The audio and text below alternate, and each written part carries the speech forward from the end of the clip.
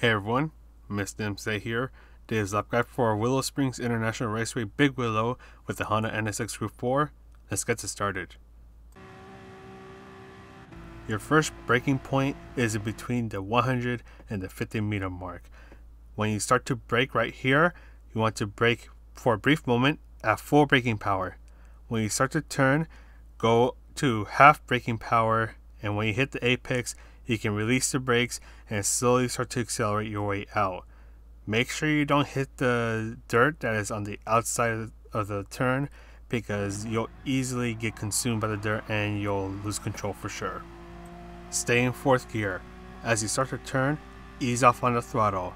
Continue going like this under half throttle until your car starts to point towards the mountains, and then you can go full throttle.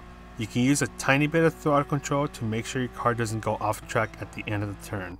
Then you want to start to brake before the 50 meter mark. For a brief moment, go at full braking power and then go to half braking power as you start to turn.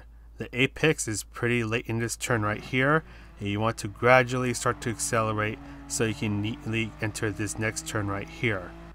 Then you can brake for a little bit before the curb on the right ends to start to create a nice big arc. You want to try to nail this apex, so do this nice arc right here.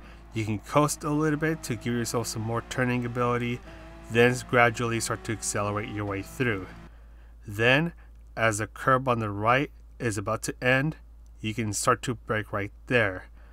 You want to do some trail braking to make sure you give your car enough turning ability to then make this next turn. Make sure you gradually accelerate your way out of this turn, because it is a little easy to understeer and go off track if you accelerate a little too early. When your car is in line with the 150 meter mark, start to apply a little bit of the braking power. Don't apply more than 50% of the braking power.